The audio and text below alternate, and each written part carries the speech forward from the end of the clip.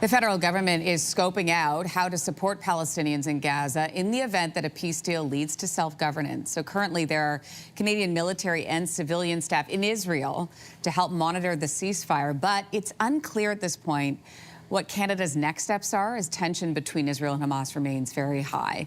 For more on what's next for our troops, I'm joined by Jeremy Wildeman, Human Rights Research Fellow at the University of Ottawa. Good morning to you.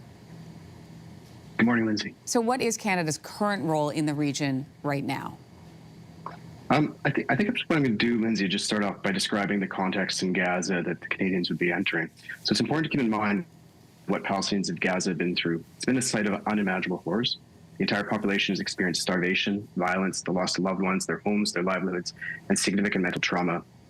Gaza is a site of mass disablement. We see that by the sheer number of children, right? We've all seen this on social media, amputated, missing limbs, often without proper medical care or anesthetics. The hospitals and schools have been destroyed in Gaza that those children need to access. Something like 90% of the buildings and infrastructure of Gaza have been damaged and destroyed. The region's littered with unspent and spent munitions.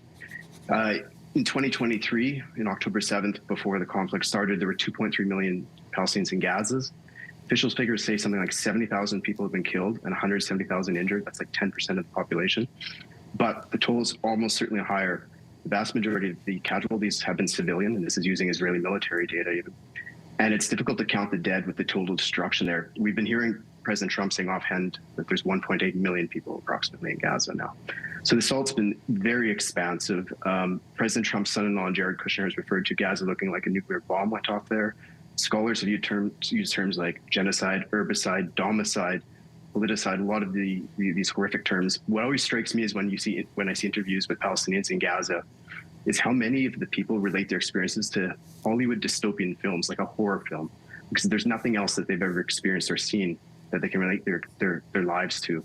So it's going to take a significant and sustained effort to help those people recover as best as you can ever help anybody recover in those circumstances. This is 100% of the population that's been affected. Now, more than anything, we need a genuine and permanent ceasefire. That is overarching. That has to happen. You need to be able to separate Palestinians from Israelis and to halt all violence against Palestinians in their territory to allow them space to breathe, recover, and rebuild their communities. So that's the fundamental first step. You need to enforce international law equally, whether it's Ukraine or Palestine. International law needs to be universal. Human rights need to be universal. The 20-year siege in Gaza needs to end. Palestinians need full freedom of movement and unhindered delivery of humanitarian aid and other goods into Gaza. UNRWA, the United Nations Relief and Works Agency for Palestine refugees in the Near East, this is one of the main vehicles for delivery of aid to Palestinians. The first Director General, by the way, was Canadian in 1950. It's the backbone of service provision for Palestinian refugees, and more than 80% of the population in Gaza are refugees going back to 1948. So it's best placed to help support the rehabilitation of Gaza and deliver aid there. It can also help support the children in their recovery, including addressing 2 years of lost schooling paired with extreme trauma. Canada could increase its funding to UNRWA and ensure UNRWA can operate freely. Canada also needs to take measures to build on its recognition of the Palestinian statehood.